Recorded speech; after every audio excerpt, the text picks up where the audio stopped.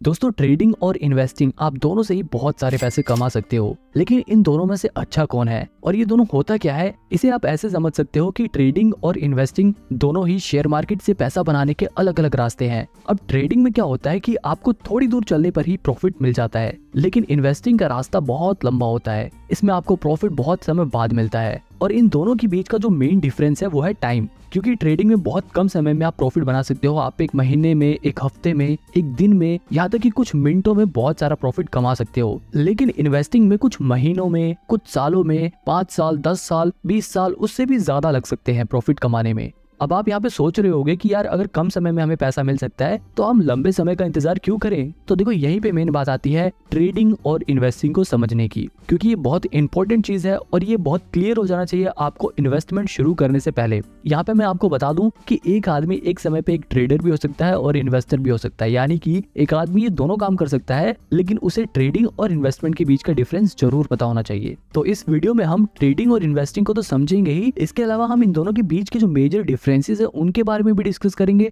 और सबसे आखिरी में मैं आपको ये भी बताऊंगा कि आपको ट्रेडिंग करनी चाहिए या इन्वेस्टिंग करनी चाहिए।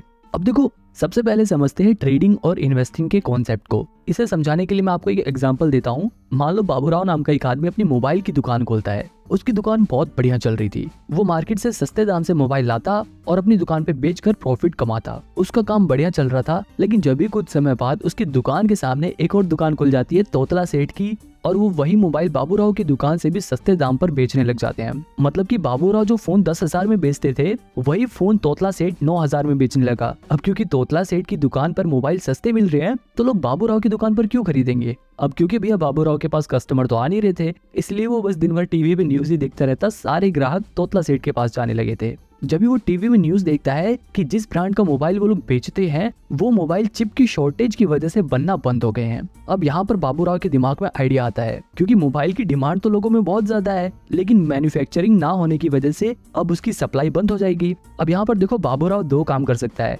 पहला ऑप्शन ये है कि वो रोज सवेरे उठते ही सबसे पहले तोतला सेठ की दुकान पर जाकर उसके सारे फोन 9,000 में खरीद ले और उन्हें अपनी दुकान पर वापस 10,000 में बेचकर प्रॉफिट कमाए। दूसरा तरीका ये है कि वो रोज सवेरे तोतला सेठ की दुकान पर जाकर उसके सारे मोबाइल खरीद ले और उन्हें अपने वेयर हाउस में स्टोर करके रखे, उन्हें बेचे नहीं। इसी तरह वो कुछ महीने अपने पास उन फोन्स को स्टोर करके रखे और जैसे ही उस फोन का प्राइस मार्केट में बढ़ जाए और उसकी डिमांड मार्केट में बढ़ जाए, वो उन फोन को 10,000 की जगह 12,000 में बेचकर ज्यादा प्रॉफिट कमाए। अब यहाँ पर देखो, ट्रेडिंग और इन्वेस्टिंग को समझो। बाबूराव जब डेली फोन सस्ते में खरीद कर उन्हें बेच रहा था, तो वो ट्रेडिंग कर रहा था। लेकिन जब बाबूराव ने फोन को कुछ महीनों के लिए स्टोर करके रखा और जैसे उनका प्राइस बढ़ा, उसने जब बेचा तो उसने इन्वेस्टिंग करी, क्योंकि वो डेली चीजों को सेल नहीं कर रहा, बल्कि वो उन्हें कुछ महीनों बाद कर रहा है। बिल्कुल इसी तरह ट्रेडिंग और इन्वेस्टिंग वर्क करती है। बस शेयर मार्केट में फोन की जगह शेयर्स आ जाते हैं। मतलब हम शेयर मार्केट में डेली फोन्स की जगह शेयर्स को सस्ते में खरीद कर उन्हें महंगे में बेचकर प्रॉफिट बनाते हैं, तो वो ट्रेडिंग होती है। और अगर हम शेयर्स को सस्ते में खरीद कर कुछ महीने, कुछ साल, 10 साल, 5 साल बाद जब वो शेयर का प्राइस बढ़ जाता है तब बेचते हैं, तब वो इन्वेस्टिंग कहलाती है। देखो, यहाँ दोनों के बीच का जो मेजर डिफरेंस है वो है टाइमिंग। आई होप अब आपको ट्रेडिंग और इन्वेस्टिंग का कॉन्सेप्ट समझ आ गया होगा। अगर नहीं आया तो आपको आगे जरूर आ जाएगा। अब देखो, इन्वेस्टिंग में क्या होता है, लोग अच्छी कंपनियों के शेयर ढूंढते हैं और जैसे ही उन्हें कोई ऐसी कंपनी मिलती है जो फ्यूचर में अच्छा खासा प्रॉफिट जनरेट करेगी, अच्छा परफॉर्म करेगी, वो उस कंपनी के ऊपर फंडामेंटल रिसर्च करते हैं और ये पता लगाते हैं कि क्या ये कंपनी इन्वेस्ट करने लायक है या नहीं। क्या इस कंपनी में अगर हम पैसे लगाएंगे तो बढ़ेंगे या नहीं बढ़ेंगे। अगर उन्हें उनके इन सवालों के जवाब मिल जाते हैं तो वो उस कंपनी में अपना पैसा लगा देते हैं और वो कंपनियां इन इन्वेस्टर्स के पैसों को लेकर अपने नए प्रोडक्ट लॉन्च करती हैं, अपने बिजनेस को और बड़ा करती हैं, नए एम्प्लॉइज को हायर करती हैं ताकि उनकी प्रोडक्शन बढ़ सके, ताकि वो लोग ज्यादा प्रोडक्ट्स को बना सके और ज्यादा चीजें बेचकर ज्यादा मुनाफा कमा सके। और जब उनको ज्यादा मुनाफा होता है तो वो अपने इन्वेस्टर को खुश करने के लिए उस मुनाफे में से थोड़ा थोड़ा हिस्सा दे देते हैं। इस छोटे छोटे हिस्से को ही डिविडेंड बोलते हैं, क्योंकि देखो, इन्वेस्टर जो होता है वो लॉन्ग टर्म के लिए इन्वेस्ट करता है, तो उसे आखिरी में जो रिवॉर्ड मिलता है वो तो मिलता ही है, लेकिन कंपनियां बीच बीच में थोड़ा थोड़ा डिविडेंड देकर, थोड़ा थोड़ा प्रॉफिट का हिस्सा देकर अपने इन्वेस्टर को खुश करती रहती हैं। मतलब एक इन्वेस्टर को लॉन्ग टर्म में तो बहुत ज्यादा प्रॉफिट होता ही है, लेकिन उसको बीच बीच में थोड़ा थोड़ा डिविडेंड भी मिलता रहता है, जो उसके लिए एक अर्निंग का काम करती है। और मैं आपको बता दूं कि ऐसे बहुत सारे इन्वेस्टर हैं जिनकी सिर्फ डिविडेंड की कमाई लाखों करोड़ों में होती है। वहीं दूसरी तरफ जो ट्रेडिंग होती है, उसमें जो ट्रेडर होते हैं उन्हें इस बात से कोई भी फर्क नहीं पड़ता कि कंपनी क्या काम करती है, कंपनी प्रॉफिट कमाती है या नहीं कमाती, कंपनी का मैनेजमेंट कैसा है। वो फंडामेंटल एनालिसिस पर ध्यान नहीं देते। एक ट्रेडर सबसे ज्यादा ध्यान देता है टेक्निकल एनालिसिस पे, वो चार्ट एनालिसिस पे ध्यान देता है, वो शेयर्स के प्राइस को ट्रैक करता है कि शेयर के प्राइस कब घट रहा है कब बढ़ रहा है, वो उसमें अपॉर्चुनिटीज ढूंढता है। मतलब एक ट्रेडर का काम ऐसा होता है कि वो रोज सवेरे उठते ही सबसे पहले मार्केट खुलते ही किसी भी एक कंपनी का शेयर उठा देगा और उसके प्राइस की मूवमेंट को ट्रैक करेगा। अगर उस ट्रेडर को टेक्निकल और चार्ट एनालिसिस करने के बाद ये लगता है कि शेयर का प्राइस बढ़ेगा तो वो उसे कम रेट पर खरीद लेगा और जैसे उस शेयर का प्राइस बढ़ेगा उसे बेचकर प्रॉफिट कमा लेगा। जबकि इन्वेस्टमेंट में क्या था, जो इन्वेस्टर था वो शेयर को सस्ते में खरीद कर उसे कई साल बाद बेचता है जब उसका प्राइस बढ़ जाता है। अब आपको ये समझ आ गया होगा कि एक ट्रेडर कैसे काम करता है और एक इन्वेस्टर काम कैसे करता है। अब देखो इनके बारे में मैं और डिटेल में नहीं जाऊंगा वरना वीडियो बहुत बड़ी हो जाएगी। अब सीधे हम डायरेक्ट इनके डिफरेंस के बीच में आते हैं, इन दोनों के बीच के अंतर के बारे में बात करते हैं। सबसे पहला डिफरेंस तो टाइम का ही था। ट्रेडिंग कम समय का प्रोसेस है और इन्वेस्टिंग लंबे समय का गेम है। इसके अलावा अगर रिस्क के हिसाब से देखा जाए तो ट्रेडिंग में बहुत ज्यादा रिस्क होता है जबकि इन्वेस्टिंग में रिस्क बहुत ही कम होता है। अब ऐसा नहीं है कि इन्वेस्टिंग में बिल्कुल भी रिस्क होता नहीं है, हो सकता है कि शॉर्ट टर्म में शेयर का प्राइस गिर जाए, लेकिन अगर कंपनी अच्छी चुनी है आप लोगों ने तो लॉन्ग टर्म में उस कंपनी का शेयर प्राइस जरूर बढ़ेगा और इस वजह से इन्वेस्टिंग में रिस्क बहुत कम हो जाता है। वही ट्रेडिंग रिस्की इसलिए होता है क्योंकि ये एक तरह का गैम्बल है। मान लो दो दोस्त हैं, वो आपस में हेड टेल वाला गेम खेलने का डिसाइड करते हैं और बोलते हैं कि अगर हेड आया तो तू जीत गया और टेल्स आया तो मैं जीत गया। तो ये देखो ये एक तरह का गैम्बल है और शेयर मार्केट में भी बिल्कुल ऐसा ही होता है। बस वहाँ पे दो जनों की जगह बहुत सारे लोग आ जाते हैं और वो लोग हेड टेल की बजाय शेयर के प्राइस घटने या बढ़ने के ऊपर बैट लगाते हैं। मतलब बहुत सारे लोग होते हैं जिसमें से कुछ लोग ये अंदाजा लगाते हैं कि शेयर का प्राइस गिरेगा और कुछ लोग अपने पैसे लगाकर कहते हैं कि शेयर का प्राइस बढ़ेगा। और ये लोग अपने पैसे कहाँ लगाते हैं, ये लोग अपने पैसे लगाते हैं ब्रोकर के पास, यानी कि ग्रो जीरोधा जैसे ब्रोकर के पास अपने पैसे लगाते हैं। अब देखो अगर शेयर का प्राइस बढ़ गया तो ये वाले लोग जीत जाएंगे, अगर ये लोग जीत जाएंगे तो जो लोग हार गए हैं उनका पैसा जीते हुए लोगों के पास चला जाएगा और उस जीते हुए पैसे में से थोड़ा सा कमीशन ये ब्रोकर्स रख लेते हैं। और इतना ही नहीं, इस जीते हुए हिस्से में से सरकार भी टैक्स के नाम पर अपना हिस्सा इनसे ले लेती है। अब यहाँ पर ये देखो कि जो ब्रोकर है और ये जो गवर्नमेंट है इनको तो हमेशा कमीशन और टैक्स मिलेगा, चाहे ये लोग जीते चाहे ये लोग जीते। लेकिन लॉन्ग टर्म में नुकसान किसका होता है, सिर्फ ट्रेडर्स का। मतलब सिंपल सी बात यह है कि अगर ट्रेडिंग में आपने पैसे बनाए हैं तो वहीं दूसरी तरफ किसी ने अपने पैसे गंवाए हैं। कल को जब वो पैसे बनाएगा तो हो सकता है कि आप अपने पैसे गंवाओ, इसीलिए ट्रेडिंग रिस्की रहता है।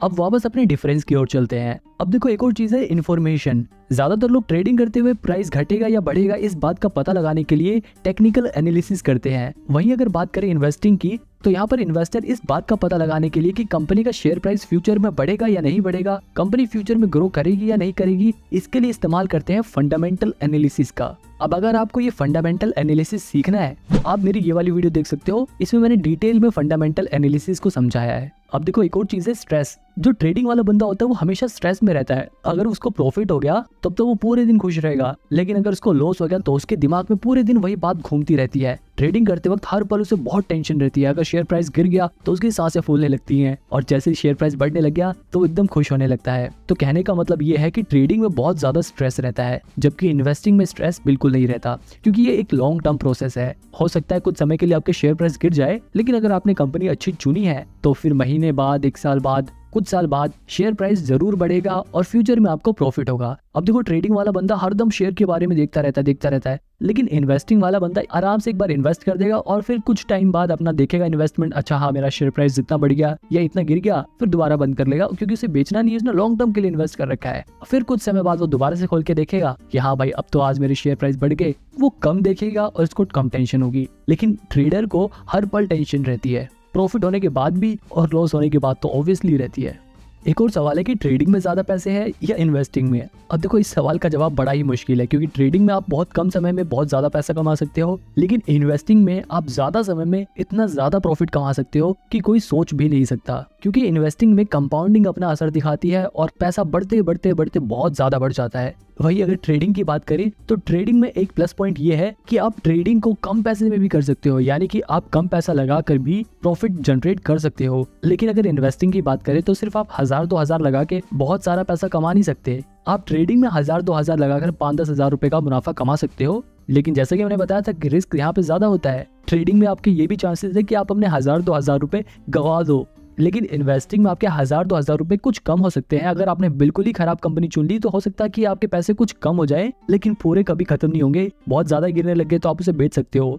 तो मतलब ट्रेडिंग बहुत ज्यादा रिस्की है, लेकिन आप ट्रेडिंग में कम पैसे से भी ज्यादा पैसा कमा सकते हो। बात करें एक्सपेंस की, अगर आप ट्रेडिंग करते हो तो आपको ज्यादा चार्जेस देने पड़ेंगे, लेकिन अगर आप इन्वेस्टिंग करते हो, आप डिलीवरी में शेयर्स को खरीदते हो, तो आपको ब्रोकरेज कम देना पड़ेगा, यानी कि कम चार्जेस देने पड़ेंगे। जैसे कि मैंने आपको ऊपर वाले एग्जांपल में बताया था कि लोग ट्रेडिंग में बहुत सारी ट्रांजैक्शन करते हैं, इसलिए उनके ऊपर चार्जेस लगकर बहुत ज्यादा चार्जेस हो जाते हैं। लेकिन इन्वेस्टिंग में लोग एक बार शेयर खरीद लेते हैं तो उसे कई सालों बाद बेचते हैं, इसलिए उसके ऊपर चार्जेस बहुत कम लगते हैं। अगर लर्निंग की बात करें कि आप लोग ट्रेडिंग जल्दी सीख सकते हो या इन्वेस्टिंग जल्दी सीख सकते हो, अब देखो ये दोनों ही बड़ी कॉम्प्लेक्स चीजें हैं, पर मेरा ऐसा मानना है कि इन्वेस्टिंग सीखना ज्यादा आसान है एज कम्पेयर टू ट्रेडिंग, क्योंकि ट्रेडिंग बहुत ही रिस्की है। ट्रेडिंग में जो प्रोफेशनल लोग होते हैं सिर्फ वही पैसा बना पाते हैं, और जो नए लोग होते हैं वो उनमें से 90% लोग अपना 90% पैसा 90 दिनों के अंदर ही गवा देते हैं। अब अगर ब्रोकरेज चार्जेस की बात करें तो चाहे ट्रेडिंग हो या इन्वेस्टिंग हो, दोनों में ही जो ब्रोकरेज चार्जेस होते हैं वो हर ब्रोकर अपने हिसाब से अलग अलग चार्ज करता है। अगर बात करें ट्रेडिंग की तो यहाँ पर ब्रोकरेज चार्जेस 0.03% से लेकर मैक्सिमम 20 रुपीज पर ट्रांजैक्शन होता है ज्यादातर ब्रोकर्स का। इसके अलावा एम स्टॉक जैसे कुछ ब्रोकर तो ऐसे भी हैं जिनके पास 1000 रुपए से लेकर 2000 रुपए तक का प्लान होता है, जिन्हें खरीदने पर आपका लाइफ टाइम ब्रोकरेज चार्जेस नहीं लगेगा। लेकिन यहाँ पर ध्यान देने वाली बात यह है कि सिर्फ ब्रोकरेज चार्जेस नहीं लगेगा। इसी तरह अगर आप इन्वेस्टमेंट करते हो यानी कि डिलीवरी में शेयर्स को खरीदते हो, तो वहां पर भी जो ब्रोकरेज चार्जेस होता है वो 0.003% से लेकर 20 रुपीज मैक्सिमम पर ट्रांजैक्शन होता है। हालांकि डिलीवरी में भी जीरो था, जैसे कुछ ब्रोकर ऐसे हैं जो 1 भी रुपए ब्रोकरेज चार्जेस नहीं लेते, लेकिन इन ब्रोकर्स के पास आपको लगभग 300-350 रुपए अकाउंट मेंटेनेंस चार्जेस देने होते हैं हर साल। ये सब तो ब्रोकरेज चार्जेस थे जो ब्रोकर्स चार्ज करते हैं, लेकिन इसके अलावा गवर्नमेंट भी प्रॉफिट में से अपना टैक्स डिडक्ट करती है। अगर बात करें सिर्फ ट्रेडिंग की तो ट्रेडिंग पे जो प्रॉफिट होता है उस पर लगभग 28% टैक्स देना पड़ता है। वहीं अगर बात करें इन्वेस्टमेंट की, यानी कि अगर हमें लॉन्ग टर्म कैपिटल गेन होता है तो उस पर हमें 20% टैक्स देना पड़ता है। आप में से कुछ लोगों के दिमाग में डाउट होगा कि हम ट्रेडिंग या फिर इन्वेस्टमेंट कम से कम कितने रुपए से स्टार्ट कर सकते हैं। तो देखो, आप मिनिमम 100 रुपए से ट्रेडिंग और इन्वेस्टमेंट दोनों ही स्टार्ट कर सकते हो। ट्रेडिंग में आप अपना पैसा फ्यूचर एंड ऑप्शंस में लगा सकते हो, इंट्राडे ट्रेडिंग में लगा सकते हो। इन्वेस्टिंग में आप डायरेक्ट कंपनी के शेयर्स में अपना पैसा लगा सकते हो या फिर म्यूचुअल फंड के जरिए इन्वेस्ट कर सकते हो। अब देखो, यहाँ पर एक और चीज तो ध्यान देने वाली है, अगर आप ट्रेडिंग करना चाहते हो, अगर आप फ्यूचर एंड ऑप्शंस में इन्वेस्ट करना चाहते हो, तो इसके लिए आपके पास इनकम स्टेटमेंट होना जरूरी है। जबकि ट्रेडिंग में आपको इनकम स्टेटमेंट की कोई जरूरत नहीं होती, बस आप अपना डीमेट अकाउंट खुलवाओ और इन्वेस्ट करना स्टार्ट कर दो। ट्रेडिंग और इन्वेस्टिंग की बात यहीं पर खत्म करते हैं और मेन सवाल का जवाब जानते हैं कि आखिर आपको क्या करना चाहिए, आपको ट्रेडिंग करनी चाहिए या इन्वेस्टिंग करना चाहिए।